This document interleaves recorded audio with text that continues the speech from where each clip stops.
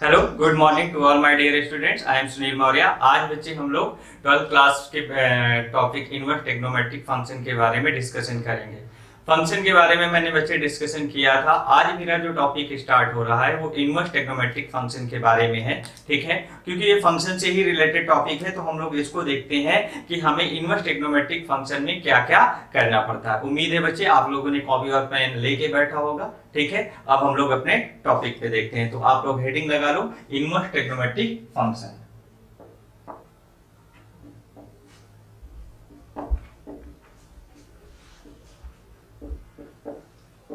अगर आप देखो तो हेडिंग आप लगाना है इनवर्स ट्रिग्नोमेट्रिक फंक्शन। हमारा जो टॉपिक है इनवर्स ट्रिग्नोमेट्रिक फंक्शन। ठीक है बच्चे, पहले मैं आपको बता दूं यहां से। ठीक है, पहले ध्यान से सुन लेना। अगर मेरे पास बच्चे कोई भी F Y equal to X दे रखा है, ठीक है, तो y इक्वल टू, अगर ये फंक्शन कैसा है, एक इनवर्सिबल फंक्शन है। इनवर्सिबल फंक्शन कब होता है? अगर कोई फंक्शन कैसा हो, एक हमारा 1 1 और ऑन टू हो, दैट मींस वो बाइजेक्टिव। बाइजेक्टिव फंक्शन होगा तो वो कैसा होगा? इनवर्सिबल होगा। तो यहां से y इक्वल टू कितना बनता है? f inverse x। ये एक रिप्रेजेंटेशन होता है। इसे हम लोग क्या बोलते हैं? इनवर्स फंक्शन बोलते हैं। इसे हम लोग क्या बोलते हैं बच्चे? इनवर्स फंक्शन हम लोग बोलते हैं। ये हमारा क्या होगा? इनवर्स फंक्शन होगा। ठीक है, तो यहां से अगर हम लोग बच्चे देखें तो अब इसी फॉर्मेट से हमें यहां टोटल 6 इनवर्स ट्रिग्नोमेट्रिक फंक्शन देखने को मिलता है। ठीक है, अगर आप देखो तो एक हमें ट्रिग्नोमेट्रिक फंक्शन देखने को मिलेगा, साइन इनवर्स एक्स देखने को मिलेगा, एक हमको देखने को मिलेगा बच्चे कॉस इनवर्स एक्स देखने को मिलेगा, और एक हमको देखने को मिलेगा, यहां से अगर देखोगे तो y equal to tan inverse x। हमें टोटल कितने इनवर्स ट्रिग्नोमेट्रिक फंक्शन देखने को मिलेंगे? 6 इनवर्स ट्रिग्नोमेट्रिक फंक्शन देखने को मिलता है।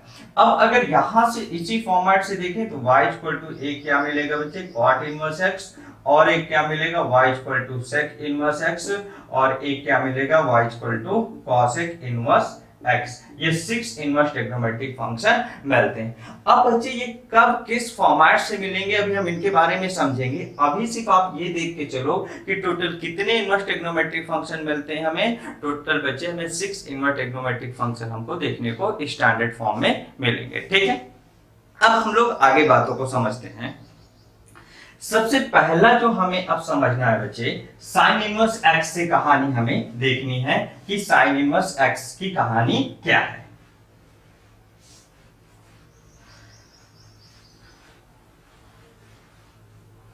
अब देखो बच्चे, यहां से ध्यान से समझना। साइन इनवर्स एक्स की कहानी समझने के लिए आपको y equal to sine x को समझना पड़ेगा। ठीक है, अगर sin x को हम लोग देखें तो sin x के ग्राफ को आपने क्या पढ़ा है बच्चे? sin x का ग्राफ हमको कुछ इस फॉर्मेट से देखने को मिला है। आप लोग ये बात जानते हो। ठीक है, अगर आप देखो तो ये क्या है? हमारा sin x का ग्राफ है। ये y इक्वल टू 1 है और ये y इक्वल टू -1 है। ठीक है, यहां से अगर देखें तो ये 0 है, ये अगर देखें तो π/2 है, और अगर ये देखें तो -π/2 है, और अगर देखें बच्चे ये पाई है, और अगर ये देखें तो -पाई है। ठीक है, अगर ये देखें तो 3π/2 है। ठीक है, अगर हम लोग यहाँ से देखें तो 2π है, और अगर देखें तो ये कितना है? 3π है, और अगर देखें तो 5π/2 है। ठीक है, इसी फॉर्मेट से अगर हम लोग देखें तो 3π/2 है माइनस का। ठीक है, अगर इसे देखें तो माइनस का 2π है। ठीक है, ये बात आप लोगों ने देखा है। अब अगर यहां ध्यान से देखो तो हम अगर 1 1 और ऑन टू के बारे में देखा है बच्चे, 1 1 फंक्शन कैसा होता है? अगर कोई भी फंक्शन किसी इंटरवल में इंक्रीजिंग फंक्शन हो, देन इस केस में उस इंटरवल में वो कैसा होता है? 1 1। तो अगर हम लोग बच्चे -π/2 से π/2 के बीच देखें, -π/2 से π/2 के बीच देखें तो sin x कैसा है? sin x is 1 1 function, 1 1 and onto कैसा है? 1 1 फंक्शन, और कैसा है? Onto function. That means अगर देखें यहां से तो यहां से इस इंटरवल में sin x कैसा है? हमारा 1 1 है, और कैसा है? ऑन टू है। दैट मींस यहां से क्या कह सकते हैं? sin x is invertible. sin x is invertible. sin x is invertible function. ठीक है, ये sin x इनवर्सिबल है किसमें, pi minus pi by two से पाई बाई टू में। पूरे r पे इनवर्सिबल नहीं है, sin x पूरे r पे बच्चे अगर देखोगे तो 1 1 on 2 नहीं होता है, यहां से वो एक फिक्स्ड इंटरवल में 1 1 on 2 होता है, मतलब बाइजेक्टिव होता है। जिस फॉर्मेट से माइनस पाई बाई टू से पाई बाई टू में एक 1 1 on 2 था, अगर उसी फॉर्मेट से देखोगे तो पाई बाई टू से 3 पाई बाई टू में आपको देखने को मिलेगा, फिर 3 पाई बाई टू से 5 पाई बाई टू देखने को मिलेगा। अगर इसी फॉर्मेट से आप देखोगे तो बच्चे 7 पाई by to 5 pi by two से 7 पाई बाई टू पे देखने को हमको मिलेगा। तो यहां से sin x कैसा है, एक इनवर्सिबल फंक्शन है, और किस इंटरवल में, माइनस पाई बाई टू में। ठीक है, माइनस पाई बाई टू से पाई बाई टू इंटरवल में। अब अगर यहां से देखें तो इस पे भी फिक्स्ड हमारा अगर देखोगे तो एक 1 1 on 2 होगा, मतलब इनवर्सिबल होगा। इस इंटरवल पे भी 3 पाई बाई टू से 5 पाई बाई टू पे भी इनवर्सिबल होगा। तो अगर sin x को देखें तो इसी फॉर्मेट से sin x किस पे इनवर्सिबल होगा, माइनस पाई बाई टू से 3 पाई बाई टू पे भी कैसा होगा, sin x एक इनवर्सिबल होगा। sin x कैसा होगा, sin x is invertible function. अब अगर देखें बच्चे तो यहां से sin x तो इनवर्सिबल हो गया। क्यों इनवर्सिबल हो गया, because it is a bijective function. तो अब यहां से हम लोग एक फिक्स्ड इंटरवल ले लेते हैं माइनस पाई बाई टू से पाई बाई टू। अगर इसमें देखें तो जब ये माइनस पाई बाई टू से पाई बाई टू के बीच देखेंगे तो मिनिमम वैल्यू -1 है और मैक्सिमम वैल्यू +1 है। पाई बाई टू से 3 पाई बाई टू देखोगे तो भी वैल्यू बच्चे मिनिमम वैल्यू -1 है और मैक्सिमम वैल्यू +1 है। ठीक है, ये बात हमको देखने को मिल रहा। तो यहां से अगर हम ओवरऑल बच्चे देखेंगे तो अब अगर sin x का अगर आप देखोगे तो मान लेते हैं अगर हमें x sin y दे रखा है, तो y अगर देखेंगे तो sin इनवर्स x हमारा इसका एक इनवर्सिबल फंक्शन मिलता है। ये हमारा क्या है, एक sin x sin y है अगर, तो y sin इनवर्स x हमारा क्या है, एक इनवर्स फंक्शन है किसका, इस फंक्शन का। ठीक है, अब आपको इनवर्स किस फॉर्मेट से निकालना है बच्चे, हम लोगों ने फंक्शन टॉपिक में डिस्कशन किया है, ये मेरा टॉपिक नहीं है। हमें यहां से समझना है कि sin इनवर्स x की कहानी क्या है। ठीक है, तो sin इनवर्स x अगर देखा तो ये इस इंटरवल में कैसा है, 1 1 on 2, मतलब बाइजेक्टिव फंक्शन है। तो ये एक फिक्स्ड इंटरवल में कैसा होता है, इनवर्सिबल होता है। तो sin इनवर्स x को अगर हम देखें यहां से तो माइनस पाई बाई टू से पाई बाई टू के बीच अगर हम लोग देखते हैं, ठीक है, तो हमें अगर माइनस पाई बाई टू से पाई बाई टू के बीच देखें तो यहां से अगर आप लोग थोड़ा सा नॉलेज रखे हो तो आपने देखा होगा कि हमारा ये y x लाइन है। ठीक है, y x लाइन के रेस्पेक्ट में अगर हम इसके ग्राफ को रिफ्लेक्ट करा देंगे, ठीक है, या इसका मिरर y x को रिस्पेक्ट में इसकी मिरर इमेज ले लेंगे तो हमें जो sin इनवर्स x का ग्राफ मिलेगा वो कुछ ये मिलेगा बच्चे। ये पाई बाई टू हो गया, ये मेरे पास माइनस पाई बाई टू हो गया, ये मैं मान लेता हूं 1 और ये मैं मान लेता हूं -1। ठीक है, तो यहां से अगर हम लोग देखें बच्चे तो यहां से ये मिलेगा, कुछ हमको ग्राफ ये बनता है। ठीक है, तो ये sin इनवर्स x का क्या है, अगर देखोगे तो sin इनवर्स x का ग्राफ तब है जब हम x क्या ले रखे हैं, -1 से 1 के बीच ले रखे हैं। ठीक है बच्चे, अब मेरी बात को इसको समझना यहां से, क्योंकि हमने एक फिक्स इंटरवल में इसका इनवर्सिबल sin x का इनवर्सिबल फंक्शन देखा है माइनस पाई बाई टू से पाई बाई टू के बीच। तो इसका ग्राफ ड्रॉ करने के लिए अगर आप देखते हो तो एक्सिस को आप लोग इंटरचेंज करा लेते हो, एक्सिस को इंटरचेंज कराते हो, जैसे मैं इसे रफ कर रहा हूं। अब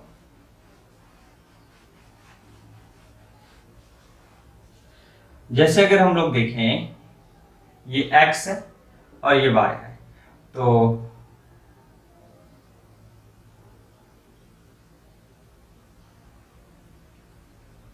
ये माइनस पाई बाई टू है, ये पाई बाई टू है। ठीक है, ये बात है, ये 1 है, ये 1 है, तो ये -1 है।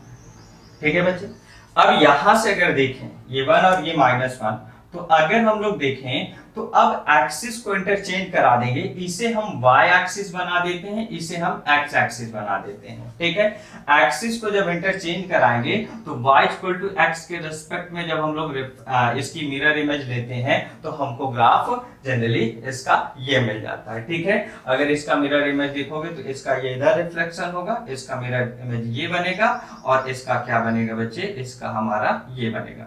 तो हमें ये जो जनरली ग्राफ मिलता है, ये जो ग्राफ मिलता है ये किसका ग्राफ हो जाता है, साइन इनवर्स एक्स का ग्राफ हो जाता है। ये किसका ग्राफ हो जाता है, साइन इनवर्स एक्स का। अब बच्चे देखो पॉइंट ये हमारा पहले क्या है 1 है, तो ये π/2 बन जाएगा और ये -1 है, ये क्या बन जाएगा -π/2 बन जाएगा। ठीक है, इसीलिए -1 पे अगर देखोगे तो साइन इनवर्स x की -1 पे वैल्यू -π/2 होती है, 1 पे कितना मिलता है, π/2 मिलता है। ठीक है, तो यहां से हमें ये बात समझना है। अब आप कहोगे कि सर क्या हमेशा हमें -π/2 से π/2 ही मिलेगा, ऐसा नहीं है बच्चे।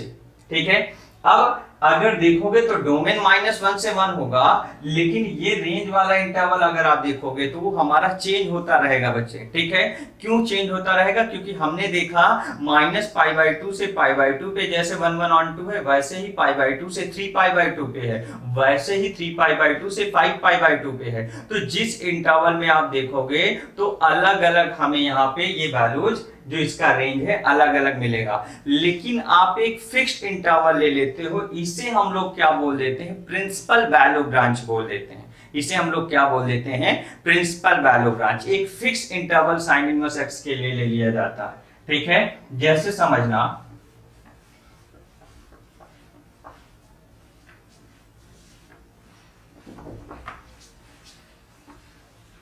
जैसे अगर हम लोग देखें तो यहां से आपको इसका डोमेन क्या देखने को मिल रहा है बच्चे, डोमेन अगर देखेंगे तो डोमेन -1 से 1 के बीच मिल रहा है एंड रेंज हमें कितना देखने को मिल रहा है, रेंज हमें बच्चे -π/2 से π/2 देखने को मिल रहा है।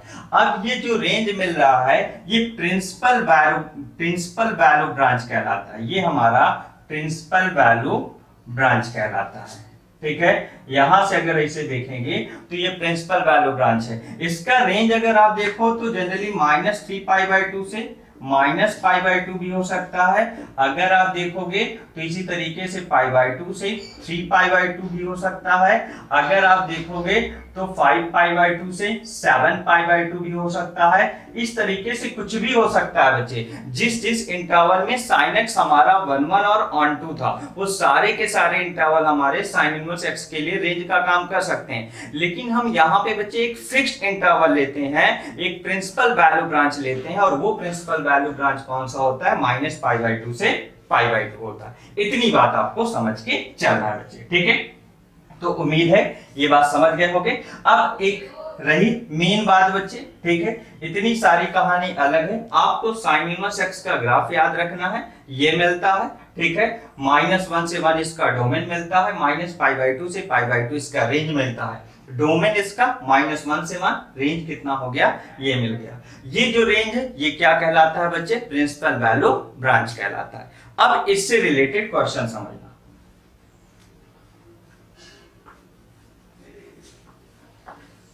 जैसे मैं आपसे कहूं बच्चे, find the value of sine inverse 1/2। इसकी वैल्यू हमें फाइंड करनी है। अब ध्यान से समझना, अब मेरे पास साइन इनवर्स 1/2 है, इसकी वैल्यू फाइंड करनी है। मैं इसको मान लेता हूं क्या है, थीटा है। ठीक है, इसकी वैल्यू मैं मान लेता हूं क्या है, थीटा है। अब अगर यहां से देखें x की वैल्यू कितना है बच्चे, 1/2। यहां से भी समझते चलो ग्राफ से, ये मेरे पास कहीं पे x की वैल्यू क्या ले लिया है, 1/2।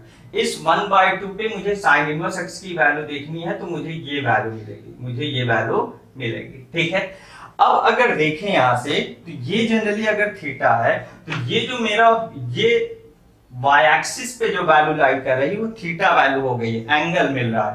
तो यहां से अगर आप देखो तो 1/2 इक्वल टू कितना बनेगा बच्चे, साइन थीटा बनेगा। अब आप याद करो 11th क्लास में ट्रिग्नोमेट्रिक इक्वेशन टॉपिक पढ़ा है, साइन थीटा अगर देखेंगे तो यहां से साइन कितना होगा 1/2 किसकी वैल्यू होती है, sin π/6 की वैल्यू होती है। 1/2 किसकी वैल्यू होती है, sin π/6 की वैल्यू होती है। तो थीटा इक्वल टू अगर देखें तो n pi plus minus minus 1 की पावर n π/6 मिलता है, यही मिलता है। ये तो बच्चे जनरल सॉल्यूशन है, ये तो थीटा का क्या मिल गया, जनरल सॉल्यूशन।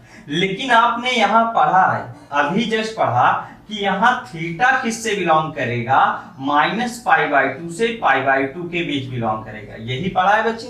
तो मुझे ये बताओ, यहां से n की वैल्यू अगर मैं रखूं 0 रखा तो थीटा इक्वल टू कितना बनेगा मेरे पास, सॉरी ये प्लस माइनस नहीं है, प्लस है, ठीक है। तो थीटा इक्वल टू कितना बनेगा, π/6 बनेगा खाली बच्चे, ठीक है। तो ये π/6 ही हमारा क्या हो गया, जनरली अगर देखेंगे तो π/6 ही हमारा प्रिंसिपल वैल्यू, ठीक है। यही क्या है बच्चे, प्रिंसिपल वैल्यू है। इस फॉर्मेट से समझना, मतलब आपको थीटा की वो वैल्यू देखनी है जो किसके बीच, -π/2 से π/2 के बीच लाई करना चाहिए। समझ गए बच्चे, ठीक है। अब आगे समझो। तो बच्चे हम लोग नेक्स्ट क्वेश्चन को देखते हैं। अब इसी फॉर्मेट से नेक्स्ट क्वेश्चन को समझना, ठीक है। नेक्स्ट क्वेश्चन को समझने से पहले एक बात आप और समझ लो। जैसे मैंने आपसे क्या कहा बच्चे, fy इक्वल टू, मान लो मेरे पास sin x दे रखा है, ठीक है, ये sin x दे रखा है, ठीक है, या सॉरी fy कह रहा हूं, fx इक्वल टू मान लो मुझे sin x दे रखा है, ठीक है। अब यहां से sin x अगर देखें बच्चे, तो sin x एक प्रकार की क्या है, वैल्यू है। sin x क्या है, एक प्रकार की वैल्यू है। और ये मेरे पास क्या है बच्चे, एक एंगल है। ये मेरे पास क्या है, एक एंगल है। समझना बात को। अब मैं मान लेता हूं इसकी वैल्यू मुझे कितनी मिल रही है, y मिल रही है। इसकी वैल्यू मुझे कितनी मिल रही है, y मिल रही है। इसका मतलब यहां से अगर देखें तो x equal to sine inverse y अगर हमें है, ठीक है, तो यहां पे ये टोटल अगर देखेंगे तो वैल्यू है, ये हमारी y एक वैल्यू है, और x पूरा का पूरा क्या है, एंगल है। तो अगर ये एक एंगल है तो इसका मतलब ये भी क्या होगा, मेरे पास एंगल होगा। समझ पाए ना बात को। मतलब यहां से आप ये समझ के चलोगे कि जो साइन इनवर्स x होता है बच्चे, ये किसको रिप्रेजेंट करता है, ये एक एंगल को रिप्रेजेंट करता है। किसको रिप्रेजेंट करता है, एक एंगल को रिप्रेजेंट करता है, ठीक है। इसी फॉर्मेट से अगर बच्चे cos इनवर्स x देखोगे तो cos इनवर्स x भी किसको रिप्रेजेंट करेगा, एक एंगल को। इसी फॉर्मेट से tan इनवर्स x देखोगे तो tan इनवर्स x भी किसको रिप्रेजेंट करेगा, एक एंगल को रिप्रेजेंट करेगा, ठीक है। अगर आप cot इनवर्स x देखोगे तो cot इनवर्स x भी किसको रिप्रेजेंट करेगा, एक एंगल को रिप्रेजेंट करेगा। तो मतलब जो भी हमें इनवर्स ट्रिग्नोमेट्रिक फंक्शन है वो सारे किसको रिप्रेजेंट करेगा, एक एंगल को रिप्रेजेंट करेगा, ठीक है। तो अब हम लोग क्वेश्चन पे देखते हैं बच्चे इसी फॉर्मेट से।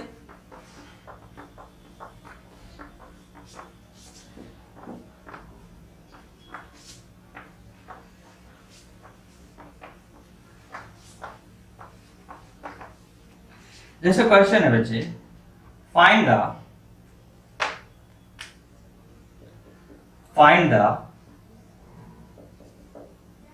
वैल्यू ऑफ साइन इनवर्स 1/√2 की वैल्यू फाइंड करनी, ठीक है।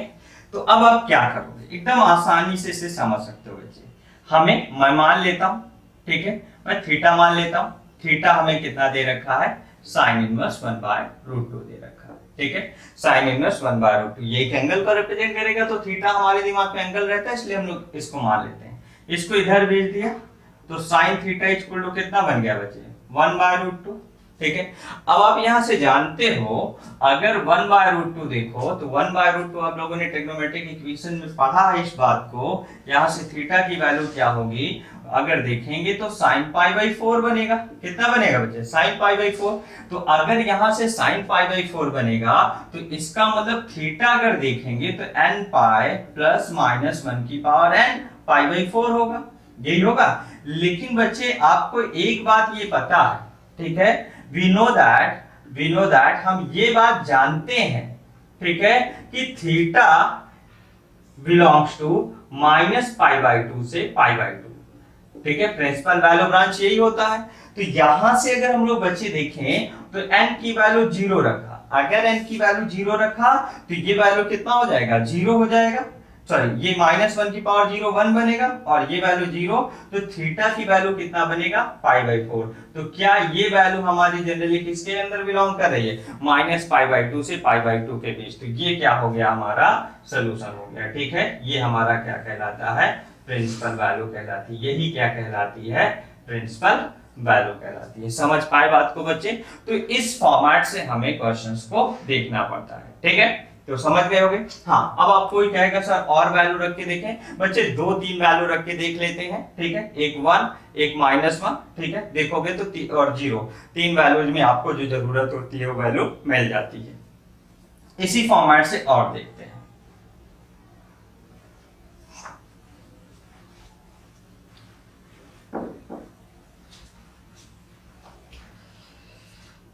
जैसे इसी फॉर्मेट से क्वेश्चन और है बच्चे,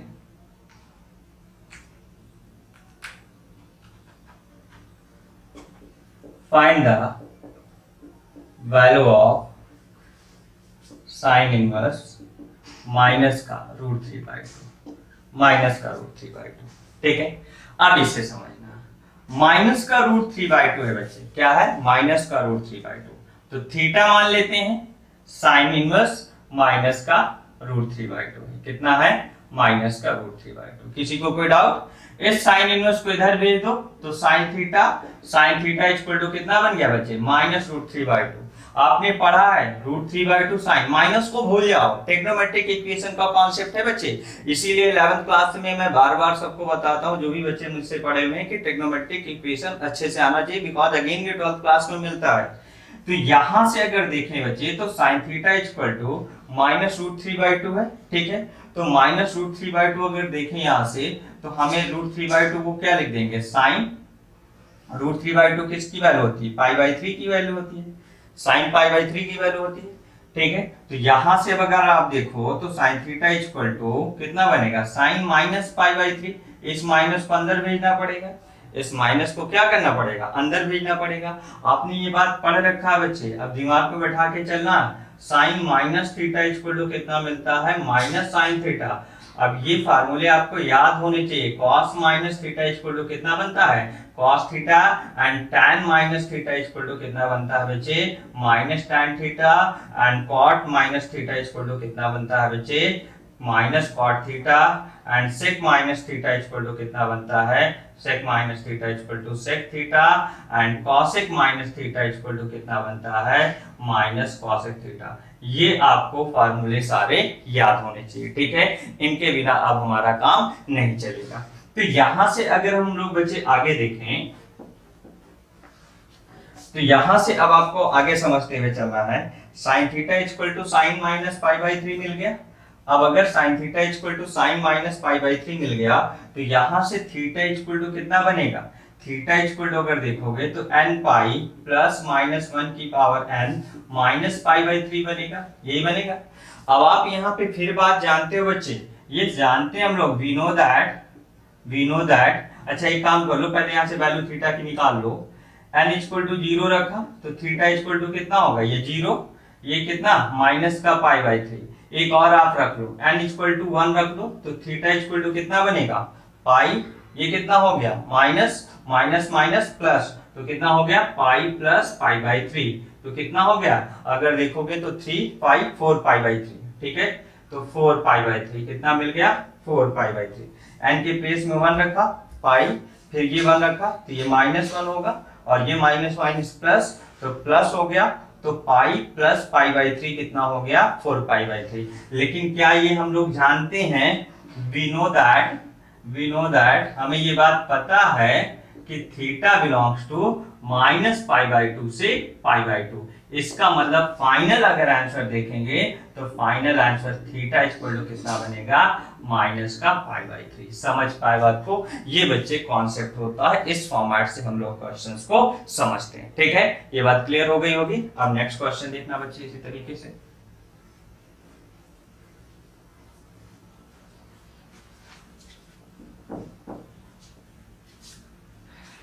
अब अगर इसी फॉर्मेट से नेक्स्ट क्वेश्चन देखें तो हम लोग इसे कह दें, find the value of sine inverse minus का 1/2, इसकी वैल्यू देखें। ठीक है, अब अच्छे अगेन समझो, -1/2। ठीक है, बहुत दिमाग लगा के समझना, आसानी से आ जाएगा।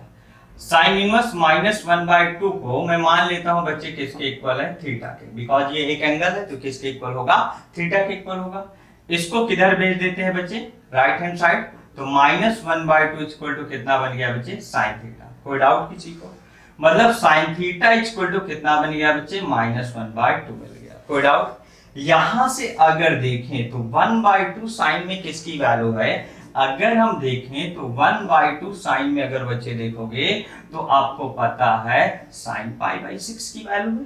ठीक है, साइन में किसकी वैल्यू है, साइन π/6 की वैल्यू है, ये बात आप जानते हो। तो यहां से अगर अब हम लोग समझे बच्चे तो माइनस साइन थीटा किसके इक्वल होता है, साइन माइनस थीटा के, दैट मीन साइन माइनस का π/6 बनेगा। कितना बनेगा, sine theta equal to minus का साइन π/6 बनेगा, बन जाएगा। तो यहां से अगर अब हम लोग आगे समझे बच्चे, ठीक है, तो थीटा की वैल्यू कितना बनेगा, theta equal to n pi plus -1 की पावर n माइनस π/6, यही बनेगा। Theta equal to n pi plus -1 की पावर n माइनस π/6। अब यहां से बच्चे n इक्वल टू 0 रखा तो थीटा इक्वल टू कितना बनेगा, ये 0, ये कितना 1, थीटा इक्वल टू माइनस π/6। अगर n इक्वल टू 1 रखा बच्चे तो कितना बनेगा, थीटा इक्वल टू अगर देखोगे तो ये मेरे पास कितना हो गया 1 पाई, और ये कितना 1, तो -1 की पावर 1 माइनस, तो माइनस माइनस प्लस, तो प्लस π/6, तो कितना हो गया पाई प्लस π/6, तो ओवरऑल कितना बनेगा 7 π/6। तो यहां से अगर देखो तो ये बात हम जानते हैं, वी नो दैट, अगेन वही बात लिखेंगे, we know that theta belongs to -π/2 से π/2, ये बात हमें पता है। तो यहां से अगर देखें तो इसका मतलब फाइनल आंसर हमें क्या होगा, यहां से theta equal to -π/6। Principal value branch है बच्चे, ठीक है, तो प्रिंसिपल वैल्यू ब्रांच केवल -π/2 से π/2 होता है। ठीक, -3π/2 से -π/2 नहीं होता, वो प्रिंसिपल वैल्यू ब्रांच नहीं होता। ठीक, ये बात दिमाग में बैठा के चलना है। तो थीटा इक्वल टू कितना हो गया -π/6, ये हमारा इसका सलूशन हो गया। समझ पाए बात को। एक क्वेश्चन और इसी फॉर्मेट से देखते हैं बच्चे। आप अगर इसको समझ गए ना तो आपके लिए एकदम आसानी से आगे की बातें समझ में आ जाएंगी। ठीक है, आप लोग बच्चे थोड़ा सा मेहनत करना पड़ेगा, ऐसा नहीं कि बिन पढ़े हमें चीजें समझ में आए। ठीक है, आपको अच्छे से मेहनत करोगे तो सारी बातें आने लगेंगी। ठीक है, तो यहां से अगर देखें, जैसे एक क्वेश्चन और ले रहा हूं, माइनस का 1/2, ठीक है, साइन इनवर्स माइनस का 1/2, ठीक है, ये आपकी इच्छा पूरी कर दो, माइनस का 1 ले रहा हूं, माइनस का 1, ठीक है। अब यहां से अगर देखें, इसको देखें बच्चे, ठीक है, तो यहां से साइन इनवर्स -1 को क्या नाम दे देते हैं, थीटा नाम दे देते हैं। ठीक, तो यहां से -1 इक्वल टू कितना बनेगा बच्चे, साइन थीटा बनेगा। मतलब साइन थीटा की वैल्यू कितना है, -1। अब 1 अगर देखें तो साइन थीटा को अगर हम लोग 1 देखें तो साइन थीटा इक्वल टू -1 की वैल्यू कितना होता है, साइन 1 अगर देखोगे तो साइन π/2 होता है। इस माइनस को अंदर भेज दें तो साइन माइनस का π/2 बनेगा बच्चे। साइन थीटा इक्वल टू कितना बनेगा, साइन माइनस का π/2 बन जाएगा। अब हम अगर यहां से थीटा देखेंगे तो थीटा की वैल्यू कितना बनेगा, n पाई प्लस -1 की पावर n माइनस का π/2। ठीक है, तो हमें फाइनल यहां से बात क्या समझनी, यहां n किससे बिलोंग कर रहा है, ये बात आप समझ के चलना, n बिलोंग्स टू z।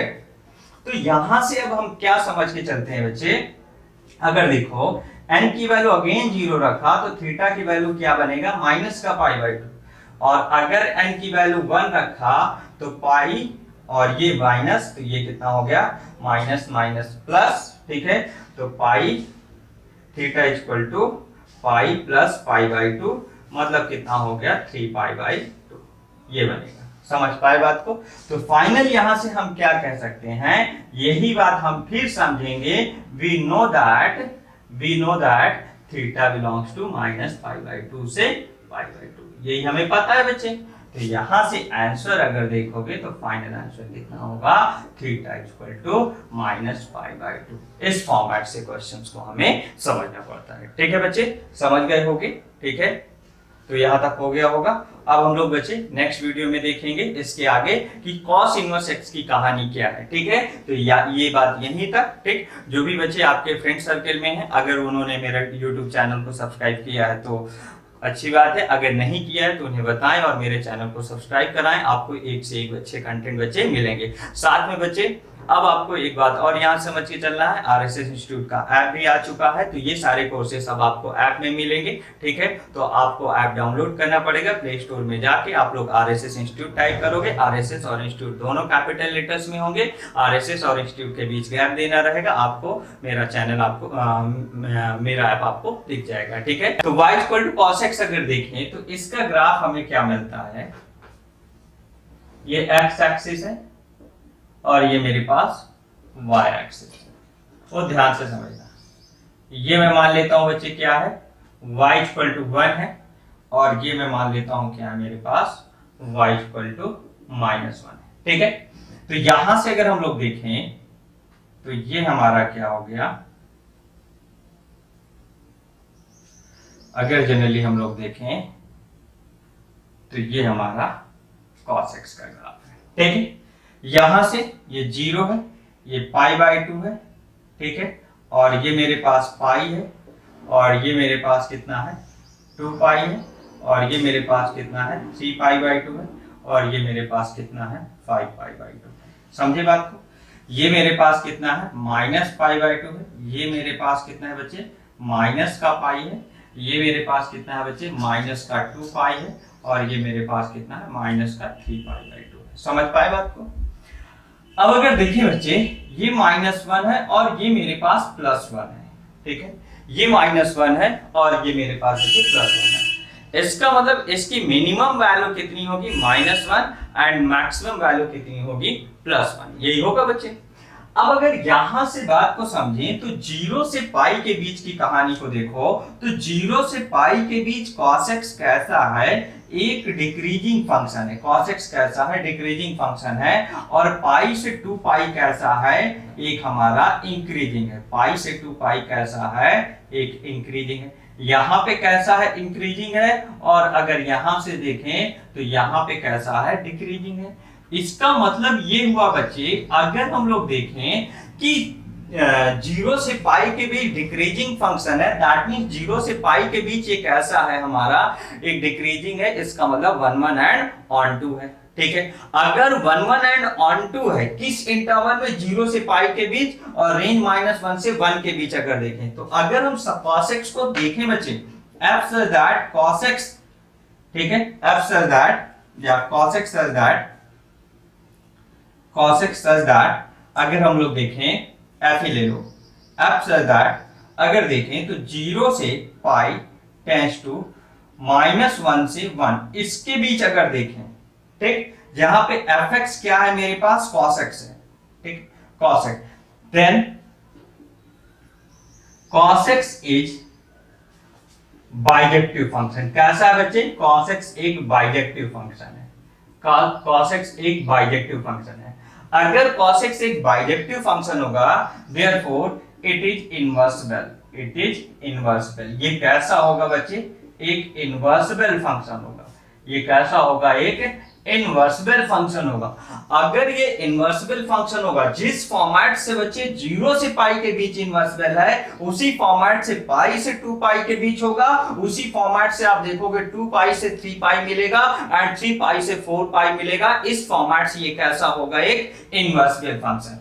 अगर इसी फॉर्मेट से देखें तो -पाई से 0 एंड -2 पाई से पाई के बीच भी ये कैसा होगा, इनवर्सिबल फंक्शन होगा। इतनी बात समझ पा रहे हो। लेकिन बच्चे हमें क्या समझना है, हमें एक प्रिंसिपल वैल्यू ब्रांच को समझना होता है। ठीक है, तो अब ये बताओ पहले, अब इसी की कहानी देखते हैं। तो ये 0 से पाई में कैसा हो गया, इनवर्सिबल हो गया।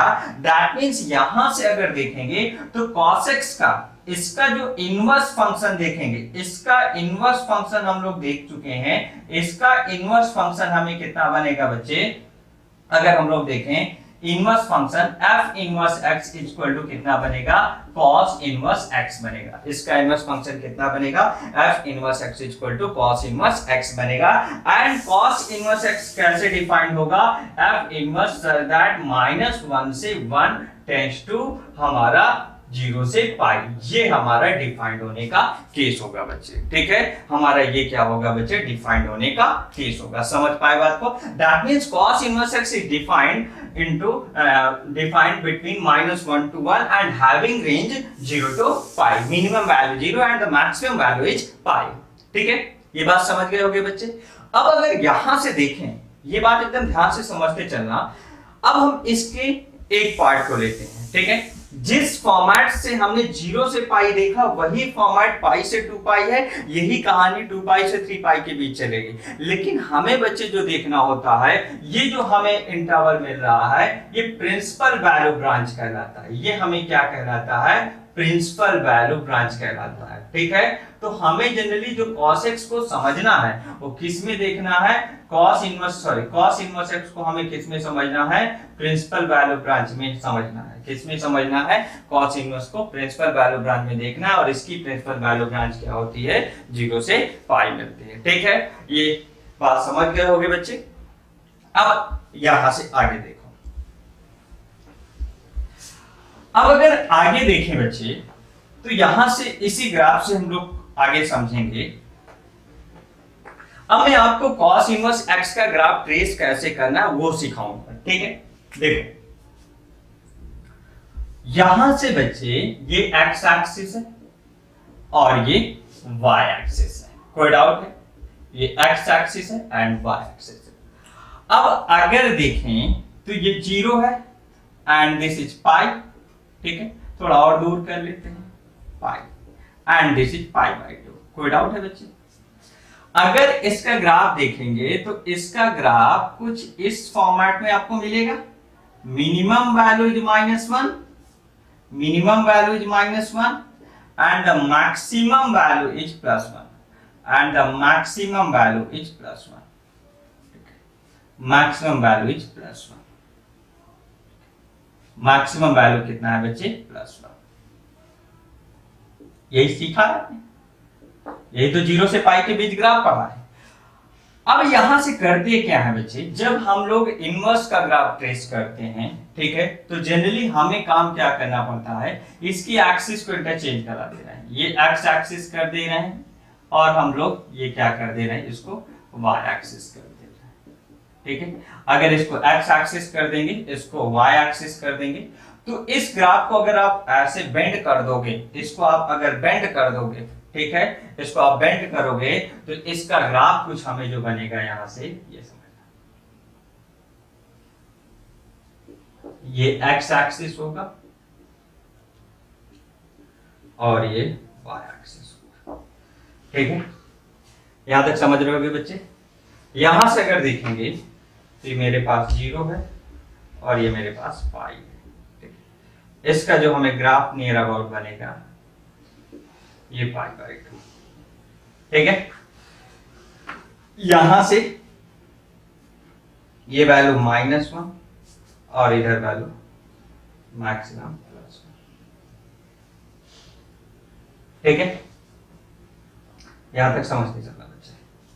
ठीक, तो अब अगर देखें तो ये -1 और ये मैक्सिमम वैल्यू कितना है, +1। तो यहां से इसका ग्राफ कुछ हमें इस फॉर्मेट से जाएगा। इसका जो ग्राफ जाएगा आपको कुछ ये फॉर्मेट जाएगा। ये कौन सा है, ये पाई। ठीक है, ये किसका ग्राफ हो गया, cos इनवर्स x का ग्राफ हो गया। ये किसका ग्राफ हो गया बच्चे, cos इनवर्स x का ग्राफ हो गया। ठीक है, अब इसका ग्राफ का अगर डोमेन देखें बच्चे, तो इसका डोमेन कितना बनेगा, यहां से अगर देखें तो डोमेन देखो, जब आप इसे x एक्सिस को y एक्सिस नाम दे दिया, इसे x एक्सिस नाम दे दिया, तो आप देखोगे इस ग्राफ को तो ये कुछ इस फॉर्मेट से हमारा बन जाएगा। तो यहां से डोमेन अगर देखेंगे तो डोमेन कितना मिलेगा, -1 से 1 एंड रेंज कितना बनेगा बच्चे, अगर देखेंगे तो रेंज हमारा नियर अबाउट इसका बनेगा 0 से पाई। ठीक है, और ये जो रेंज है यही हमारी क्या कहलाती है, principal value branch. Principal value branch. इतनी बात आपको समझ के चलना है बच्चे, ठीक है। तो 2 पॉइंट आपको याद रखना है, ठीक है। अब एक बात और मैं आपसे यहाँ से पूछूं बच्चे, -1 से 1 के बीच cos इनवर्स x कैसा होता है? एक डिक्रीजिंग फंक्शन होता है। कैसा होता है? एक डिक्रीजिंग फंक्शन होता है, कॉन्टिन्यूअस भी होता है, एवरीवेयर कॉन्टिन्यूअस होता है, -1 to 1। ये बात आपको समझ के चलना है यहाँ से, ठीक है। तो यहां तक बात आप लोग समझ चुके होंगे बच्चे। अब क्वेश्चन देखते हैं।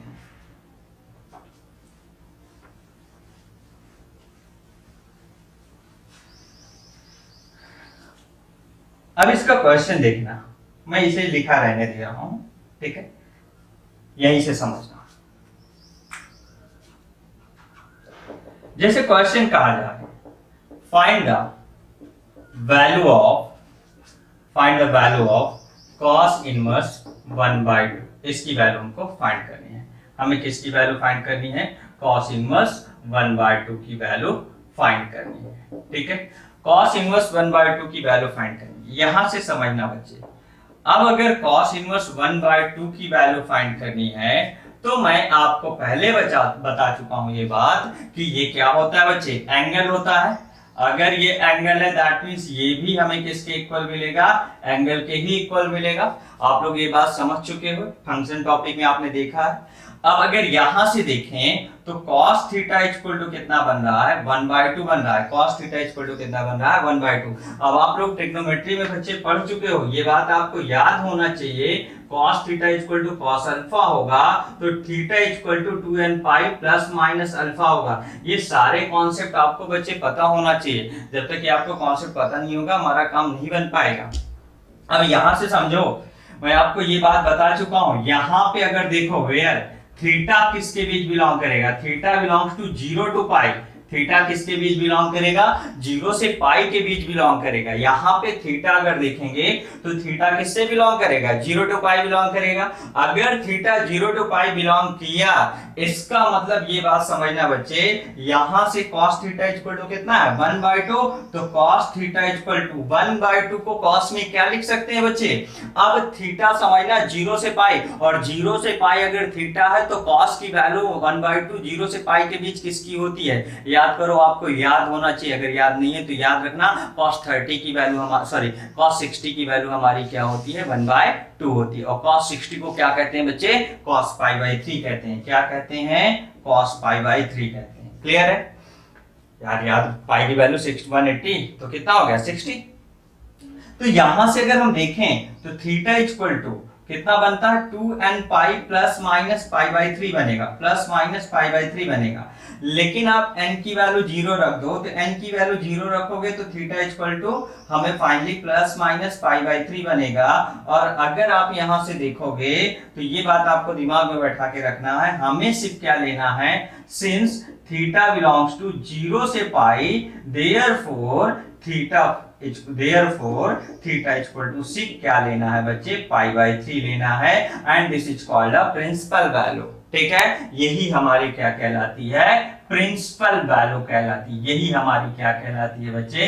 प्रिंसिपल वैल्यू कहलाती है। बात समझ गए होगे? यहां तक किसी को कोई डाउट है? क्लियर है इतनी बात? ठीक है। अब हम लोग इसी फॉर्मेट में बच्चे नेक्स्ट क्वेश्चन समझते हैं। इसी को ग्राफिकल समझो। 1/2 चाहिए था मुझे। 1/2 कहां पे होगा बच्चे? यहां पे है 1/2, ठीक है। अब अगर 1/2 है तो 1/2 में cos की वैल्यू ये मिलेगी, cos इनवर्स x का ग्राफ तो ये है। तो ये कौन सा है बच्चे? अगर इस पॉइंट को देखें तो ये पॉइंट मेरे पास कौन सा है? अगर देखें तो ये cos इनवर्स 1/2 है। ये कौन सा पॉइंट है बच्चे? cos inverse 1/2। दैट मींस ये हमें कितना मिलेगा? अगर देखें तो ये हमें कितना मिल गया? π/3 मिल गया। कितना मिल गया?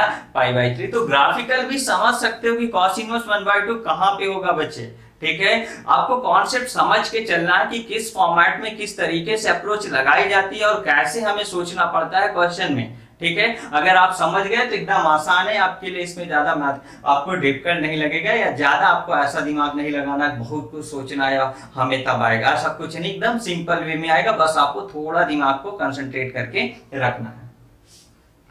अब अगर हम लोग देखें बच्चे आगे,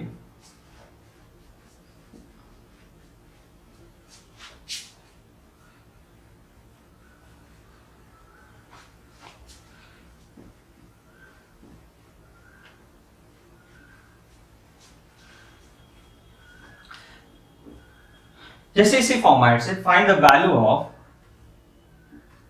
cos इनवर्स माइनस का 1/2, इसे हमें समझना है। ठीक है, अब देखो बच्चे, हमें माइनस का 1/2 समझना है, तो cos इनवर्स माइनस 1/2, इसे क्या नाम दे देते हैं बच्चे? थीटा नाम दे देते हैं। क्या नाम दे देते हैं? थीटा नाम दे देते हैं, क्योंकि हमें पता है इस cos इनवर्स 1/2 को राइट हैंड cos इनवर्स को आगे शिफ्ट किया राइट हैंड साइड, तो कितना बनेगा? cos theta.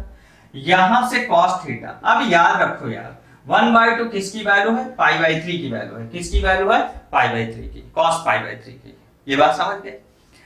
अब आपको बच्चे दिमाग लगा के चलना है, ये बात समझ के चलना है। ठीक है, मैंने आपको पढ़ाया है cos पाई माइनस थीटा किसके इक्वल होता है? माइनस cos थीटा के इक्वल होता है। cos पाई माइनस थीटा किसके इक्वल होता है? माइनस cos थीटा के इक्वल होता है। cos माइनस थीटा बच्चे किसके इक्वल होता है? cos थीटा के इक्वल होता है। cos माइनस थीटा किसके इक्वल होता है? cos थीटा के इक्वल होता है। तो अगर यहां से देखें तो cos पाई माइनस थीटा किसके इक्वल होगा? माइनस cos थीटा के इक्वल मिलेगा।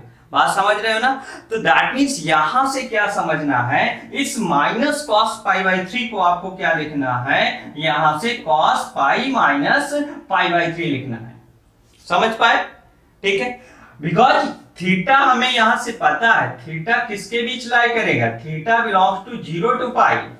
ठीक है, तो हमें अगर देखें, इसे सॉल्व करें बच्चे, तो 3 से 3 एलसीएम लिया तो 3 पाई माइनस पाई कितना बन गया? 2 पाई/3। तो cos theta equal to cos 2 pi. इसका मतलब यहां से अगर देखें तो थीटा इक्वल टू कितना बनेगा? 2n pi plus minus 2 पाई/3। यही कहानी आप लोग 11th क्लास में ये सब कर चुके हो, लेकिन आपको अगर देखोगे n 0 रखा तो theta equal to plus minus 2 पाई/3, लेकिन आपको कौन सा? Since theta belongs to 0 to pi, therefore theta equal to 2 पाई/3।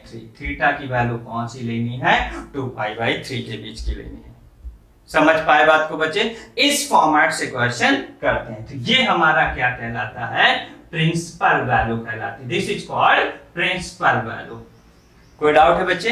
इस फॉर्मेट से आपको क्वेश्चन करना है। ठीक है, मैं आपके लिए 2-3 क्वेश्चन दे रहा हूं, उसे आप लोगों को कर लेना है। आप अप्रोच समझ गए होंगे। इसे रब कर रहा हूं बच्चे।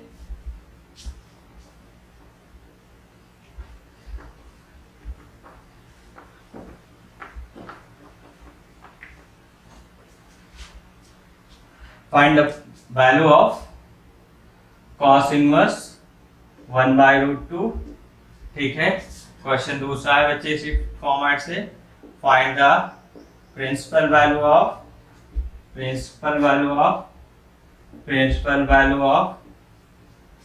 cos इनवर्स माइनस का √3/2। ये 2 क्वेश्चन आपके लिए है बच्चे, इसे आप लोगों को काम करना है। यहाँ तक आप लोग इसे ये घर पे आप लोग क्वेश्चन करोगे, देखोगे तो आसानी से चीजें आपको समझ में आ जाएंगी और प्रैक्टिस भी आपकी हो जाएगी। ठीक है।